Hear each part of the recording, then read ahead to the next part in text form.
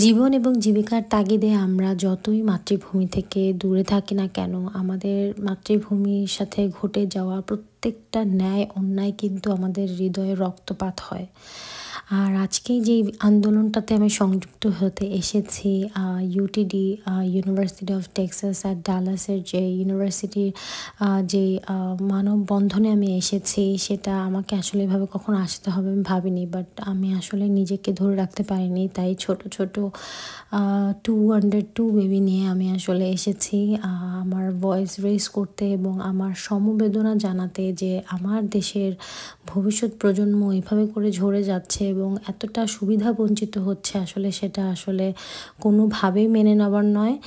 কোটা রাখা হয় পিছিয়ে পড়া বা সুবিধা বঞ্চিত মানুষদের জন্যে, যারা ৭১-এ যুদ্ধ করে দেশ স্বাধীন করেছে। তাদের সবার শরীরে কিন্তু বীরের রক্ত, আর তাদের সন্তানেরাও কিন্তু এক একজন বীর।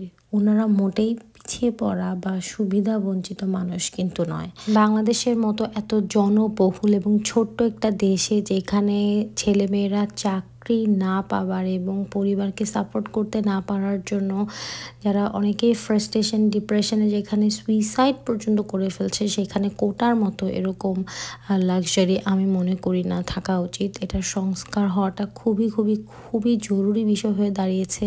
2018 সালে যখন কোটা আন্দোলন হয়েছে, তখন আমি নিজে ঢাকা ইউনিভার্সিটির স্টুডেন্ট ছিলাম এবং আমি সুফিয়া কামাল হলে আমি নিজে সশরীরে আমি এই আন্দোলনের অংশ ছিলাম এবং আমি এটা নিয়ে যথেষ্ট গর্ববোধ করি। এবং আমি জানি সেই মুহূর্তে পাবলিক ইউনিভার্সিটিগুলোতে কী ধরনের প্রতিবন্ধকতার সম্মুখীন হতে হয়। তাই আমি অনুভব করতে পারছি আমার ছোট ভাই বোনেরা কী ধরনের মানসিক এবং শারীরিক নির্যাতনের মধ্য দিয়ে নিজেদেরকে অতিক্রম করছে। আপনাদের সবার প্রতি আমার অনেক দোয়া এবং ভালোবাসা রইল। শেষমেশ না বলেই পারছি না, আমি নিজে একজন গর্বিত মুক্তিযোদ্ধার নাতি এবং মুক্তিযোদ্ধার সন্তান। শুধু তাই নন, আমার দাদাভাই কাজী আজিমউদ্দিন আহমেদ বাংলাদেশের পাকিস্তানিদের বিরুদ্ধে সর্বপ্রথম ওনার নিজস্ব ব্যক্তিগত বন্দুক দিয়ে পাকিস্তানিদের বিরুদ্ধে উনিই প্রথম গুলিবর্ষণ করেছিলেন এবং সেই দিবসটি হলো সশস্ত্র প্রতিরোধ দিবস, যেটি প্রতি বছর 19শে মার্চে পালিত হয়ে থাকে। সেই দিনের মহানায়ক হলো আমার দাদাভাই। আমি অসম্ভব গর্ববোধ করি যে আমার দাদাভাই এবং আমার বাবা তারা মুক্তিযুদ্ধ করেছেন এবং তারা কখনো মুক্তিযুদ্ধ করেছেন বলে মুক্তিযোদ্ধার স্বীকৃতি কখনো চাননি। ছোটবেলা থেকে আমার মায়ের কাছে শুনে এসেছি, দাদাভাই সবসময় বলতেন যে মুক্তিযুদ্ধ করেছি দেশের জন্য, সেটার জন্য ফ্যাসিলিটেড হওয়ার কোনো সুযোগ নেই।